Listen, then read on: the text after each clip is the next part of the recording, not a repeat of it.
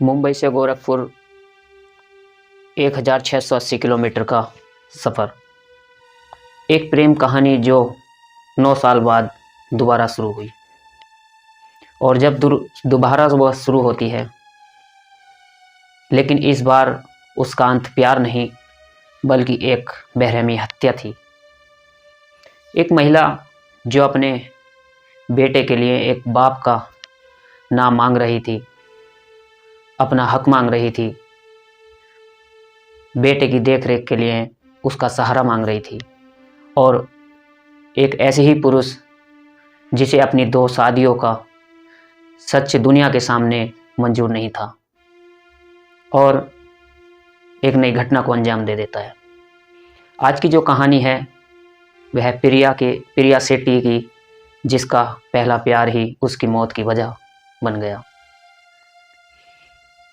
तो ऐसी ही इस घटना को कहानी के माध्यम से जानने की कोशिश करते हैं। आखिर इस घटना में क्या हुआ, क्या सच क्या झूठ। नमस्कार, आदाब, सत श्री अकाल। मैं सुरेंद्र कुमार आज की जो सच्ची घटना सुनाने जा रहा हूँ। ये जो सच्ची घटना शुरू होती है मुंबई से लेके गोरखपुर के बीच होती है। इस घटना में क्या हुआ, क्या तथ्य हैं, क्या झूठ हुआ, क्या सच हुआ, इसके बारे में जानने की कोशिश करते हैं। आखिर जिसे अपनी ज़िंदगी में अपना प्यार बनाया, अपनी ज़िंदगी बनाया, और उसी ने ही मौत का कारण बना बैठा। गोरखपुर के सजनवा इलाके के माडर गांव का रहने वाला विजय कुमार साहनी पढ़ने में शुरू से ही तेज था, और लंबे समय से जो है मुंबई चारकोप कादीवली में रह रहा था। वहीं से जो है उसने अपने पूरी पढ़ाई की, 10th भी और 12th भी वहीं से किया।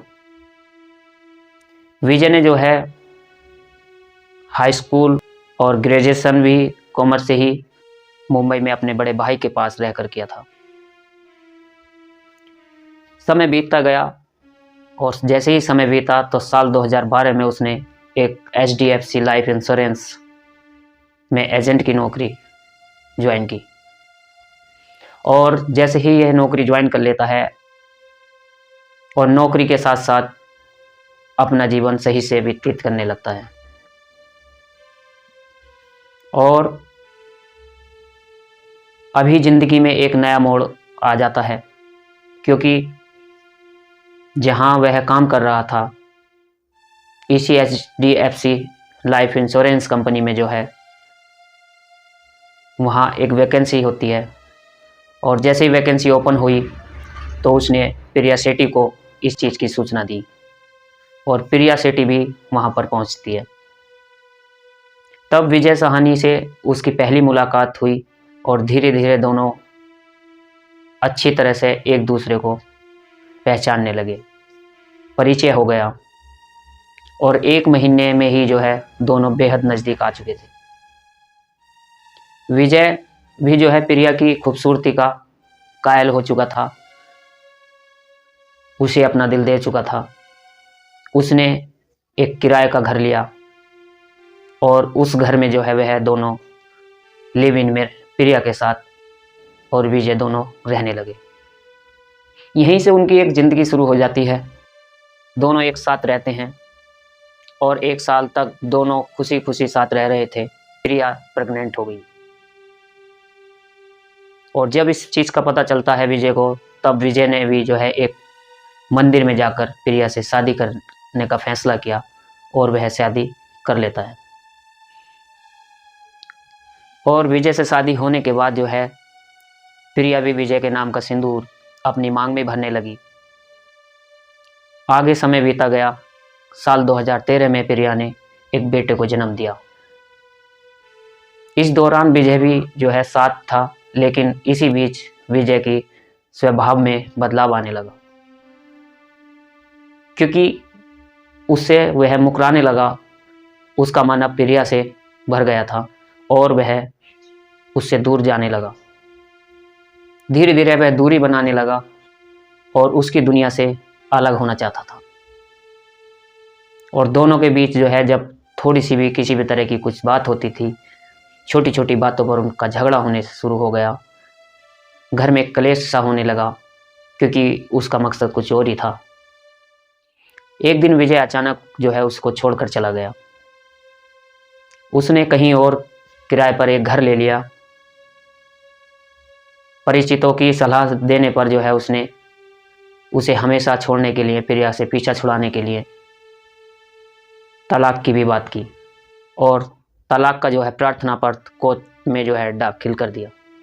अब जैसे ही कोर्ट में उसने दाखिल किया, लेकिन वह प्रिया तक नहीं पहुंचा, क्योंकि कोर्ट से एक नोटिस जो प्रिया के पते पर गया था, लेकिन उस नोटिस को जाने से पहले ही प्रिया उस पते से कहीं और जा चुकी थी, क्योंकि उसने उस जगह को छोड़कर अन्य और कहीं जगह पर अपना किराए पर मकान ले लिया था और वहां पर रहने लगी थी। इसलिए जो है तलाक की जो प्रक्रिया है वह बीच में ही रह गई और ना ही उनका तलाक हुआ और न ही वे अलग हुए। साल 2000 यानी कि दो साल के बाद विजय ने जो है 2 साल बाद विजय ने घर आकर संध्या से दूसरी शादी कर ली। और दूसरी शादी के 2 साल बाद 2013 के विजय का प्रिया से संपर्क नहीं हुआ। अब उससे लगा कि वह हमेशा के लिए उसकी ज़िंदगी से दूर हो चुकी है। वह 2014 में अपने गांव आया और यहाँ पर घर वालों ने जो है उसकी शादी तय कर दी। अब जैसे ही उसकी दूसरी शादी तय हो जाती है तो 2015 में पीपीगंज की संध्या से उसकी शादी हुई। संध्या से शादी होने के बाद दोनों खुशी खुशी साथ रह रहे थे, अपना घर परिवार चलाने लगे और अपना कारोबार बढ़ाने लगे। विजय और संध्या की जो है 2 बेटियां हुई। इस दौरान विजय की जो है नौकरी मुंबई में ही चल रही थी। इंश्योरेंस सेक्टर में जो है उसने अच्छी तरक्की की और मेहनत से काम किया और उस मेहनत करने के साथ साथ में उसे धीरे धीरे वह 1.5 लाख रुपए महीना की सैलरी तक पहुंच गया। और 1.5 लाख की सैलरी तक पैकेज लेने के बाद उसका ठीक ठाक काम होने लगा। 2019 में विजय गांव आया और यहीं से वह इंश्योरेंस का काम करने लगा। 2022 में उसने तय किया था कि संध्या और दोनों बेटियों के साथ दोबारा से मुंबई जाएंगे और मुंबई जाकर फिर वहीं उसी सेक्टर में अपना कारोबार करेंगे। फिर से दोबारा मुंबई चला गया। यहाँ उसने दोनों बेटियों को एक कॉन्वेंट स्कूल में उसने उसका एडमिशन कराया और एक जो है अच्छी कॉलोनी में अपना घर लेकर किराए पर उसमें रहने लगे। और इसी तरह से वह खुशी खुशी मैरिज लाइफ जीने लगा और जो पहले हुआ उसको सब कुछ भूल चुका था। एक दिन अचानक ऑफिस में एक दिन वह काम करते हुए विजय जो है इंस्टा पर प्रिया की एक रील नज़र आई। अब जैसे ही उसको वह रील नज़र आई तो उसने उस किया और क्लिक करने के बाद उसको मैसेज किया, प्रिया से हाल चाल पूछा। यहीं से बस दोनों दोबारा बातचीत शुरू हो गई। विजय को पता चला कि उसका जो है एक बेटा है और वो 9 साल का हो चुका है, जो विजय के द्वारा प्रेग्नेंट रही प्रिया के था। प्रिया की माली हालत ठीक नहीं थी। वह घर चलाने के लिए लोगों के घरों में खाना बनाती थी, उससे अपना घर चलाती थी, अपने बच्चे को पढ़ाती थी, उसके खर्चे करती थी। तब विजय ने अपने बेटे के लिए वह प्रिया को पैसा देना शुरू किया और प्रिया जो है वो बताता था कि प्रिया शराब भी पीती है, नशे के आदि। जैसे ही वह घर आना जाना हो गया तो विजय और प्रिया दोनों घर में ही शराब पीते थे और एक साथ भी रहते थे। अब जैसे साथ रहने लगे और कई कई दिन तक वह विजय अपने घर नहीं जाता था जहाँ संध्या के साथ रहता था। ये सब धीरे धीरे संध्या को जो है पता चलने लगा। उसे शक हुआ क्योंकि कई दिन तक विजय जो है घर लौटकर नहीं आता था, जिससे संध्या को विजय पर जो है शक होने लगा और विजय के मोबाइल से प्रिया के बारे में पता चला। अब जैसे ही संध्या को विजय का और प्रिया के बारे में पता चलता है तो विजय भी अब संध्या को धोखा नहीं देना चाहता था और वह इसलिए उसने दोनों महिलाओं को आपस में मुलाकात कराई, एक दूसरे को परिचित कराया। लेकिन इससे हालात और बिगड़ गए। वो चाहता था कि ये दोनों मिलकर रहेंगी, लेकिन ऐसा हुआ नहीं। बच्चों की भविष्य को शुरू हुआ, आखिर भविष्य को देखते हुए उनमें टकराव होने शुरू हो गया। पुलिस के मुताबिक संध्या के बीच जो बच्चे हैं संध्या के, वह प्राइवेट स्कूल में पढ़ रहे थे, जबकि प्रिया का जो बेटा है वह सरकारी स्कूल में था। और बच्चों के हक और भविष्य को लेकर ही दोनों के बीच विवाद और झगड़ा हुआ, एक दूसरे के खिलाफ हो गई। और जैसे ही झगड़ा बढ़ गया तो साल 2025 में संध्या ने यह बात अपने पिता रामविलास को बताई। इसके बाद सबने कहा ठीक है, और तुम लोग जो है वहाँ अकेले हो, एक काम करो, आप वहाँ से जो है अपने गांव आ जाओ। अब जैसे ही प्रिया को गोरखपुर लेकर आओ, यहीं पर बैठकर आप बात करेंगे कि आखिर फैसला क्या करना है। आगे जो भी होगा वह बैठकर बात कर लेंगे। और वारदात से जो है 4 दिन पहले 26 जनवरी को तीनों जो है ट्रेन से गोरखपुर पहुंचे। पहले दिन जो है उन्होंने प्लेटफॉर्म पर नंबर 1 पर बिताया, पहला दिन उनका जो बीता है। अगले दिन बूढ़िया माई स्थान और गोरखनाथ मंदिर के दर्शन किए। फिर विजय ने जो है संध्या और प्रिया के साथ में एक होटल में ड्रिंक भी की। और ड्रिंक जैसे ही वे करते हैं वहाँ पर, क्योंकि उन्होंने बताया कि विजय 8 बोतल शराब की लाया था। इसके बाद ड्रिंक करने के बाद वह ऑटो से पीपीगंज सभी पहुँचे। यहाँ संध्या की ससुराल है जहाँ पर वो पहुँचे। उसके बाद जब ऑटो चालक से उनका विवाद हुआ तो ऑटो वाले ने जो है उनको वहीं पर छोड़ दिया। और संध्या ने अपने घर कॉल कर ये जानकारी देते हुए उन्हें बताया, और उनके पिता ने जो है किसी व्यक्ति के द्वारा उन लोगों को स्कूटरी पहुंचा दी। और वह स्कूटरी से जब जा रहे थे तो रेलवे स्टेशन की रोड के किनारे जो है सीसीटीवी कैमरे में तीनों इस स्कूटी पर जाते हुए दिखाई दिए।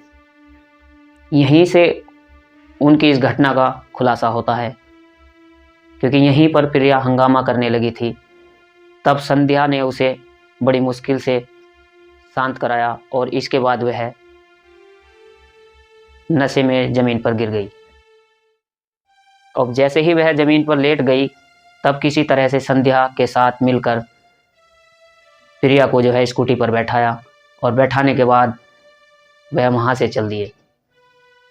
विजय स्कूटरी चला रहा था, बीच में प्रिया और उसे पीछे से पकड़कर बैठकर संध्या बैठी थी।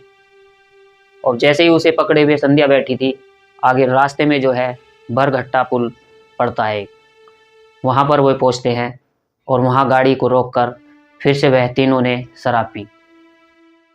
वहाँ भी जो है प्रिया हंगामा करने लगती है, क्योंकि नशा इतना उसको हो चुका था। तब संध्या ने कहा कि इसको जान से मार देना चाहिए। और जैसे ही संध्या ने इस बात को कहा कि इसको जान से मार देना चाहिए, फिर इसके बाद में जो है इस घटना को वह अंजाम दे बैठते हैं और वह चले जाते हैं। और इस घटना क्रम से बचने के लिए वह एक नया प्लान बनाते हैं। और अगले दिन सुबह नाई के पास जाकर बाल और दाढ़ी को साफ करा देता है, ताकि कोई सीसीटीवी कैमरे में देखे तो पहचान ना कर पाए। इसलिए वह इस चीज़ को करता है। पत्नी ने भी अपने कपड़े जो थे नदी में फेंक दिए थे, ताकि कपड़ों के द्वारा पुलिस उन तक ना पहुँचे, उसने अपने जो कपड़े थे वो भी नदी में फेंक दिए। इसके बाद एसपी ज्ञानेंद्र प्रसाद ने बताया कि इस केस को खोलने में जो है ऑटो चालक की भी अहम भूमिका रही, क्योंकि उस ऑटो चालक से उनका विवाद हुआ था। सीसीटीवी में पहचान करने के बाद उससे पूछा कि उसने जो बताया था कि एक यही युवक और 2 महिलाएं हैं, इससे आरोपियों की पहचान हो गई और आरोपियों को पहचान करने में जो है आसानी हुई। प्रिया का बेटा मुंबई में ही है। उसके परिचितों ने उसे पहचान कर, यानी कि उसको जो है पहचान लिया है, जो उसके मिलने जुलने वाले लोग थे, परिचित थे, उसने प्रिया को पहचान कर अब उसका जो है पोस्टमार्टम कराया गया। गोरखपुर के जो पीपीगंज इलाके में 30 जनवरी शुक्रवार की सुबह 35 साल की एक महिला की जो है न्यूड लाश मिली थी। सूचना पर पुलिस और फोरेंसिक टीम पहुंची है और मौके पर जो है सबूत जुटाए। आशंका जताई गई पीपीगंज बरघट्टा पुल के नीचे सुबह टहलने निकले लोगों ने जो है महिला की लाश को देखी थी और महिला के शरीर पर किसी भी तरह का कोई कपड़ा नहीं था। सब जो है जहां मिला था वहां पुल पर चढ़ते समय बरघट्टा गांव में डॉग स्क्वाड गया था। करीब 200 मीटर बाद डॉग लौट आया था और घटना स्थल पर जो घटना स्थल होता है वहां पर थोड़ी दूर घसीटने के निशान भी मिले थे। लेकिन 2 फरवरी को पुलिस कातिल जो होता है बॉयफ्रेंड विजय कुमार साहनी और यानी कि विजय कुमार साहनी तक पहुंच गई। सामने आया है कि इस कातिल में विजय की पत्नी भी शामिल थी। विजय ने प्रिया को गला घोंटकर मार डाला। उसे पता था कि लाश फेंकने की जगह से उसके घर के रास्ते में कई सीसीटीवी कैमरे लगे हैं, इससे वह आसानी से पहचान लिया जाएगा। इसलिए विजय ने जो है सिर के बाल और दाढ़ी मुंडवा ली और उसकी पत्नी ने कपड़े नदी में फेंक दिए थे। लेकिन ये दाव पेच काम नहीं आया और पुलिस को विजय सीसीटीवी में दिख गया। अब जैसे ही दिखा उसने कातिल के वक्त अपने ससुर रामविलास की स्कूटी का इस्तेमाल किया था।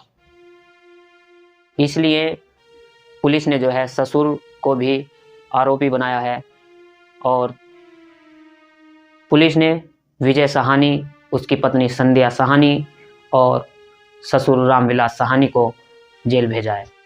इस कहानी की किसी की जीत नहीं हुई।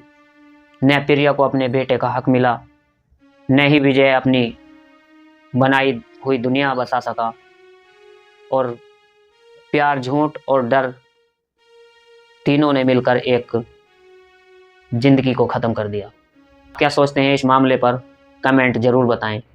जय हिंद, जय भारत।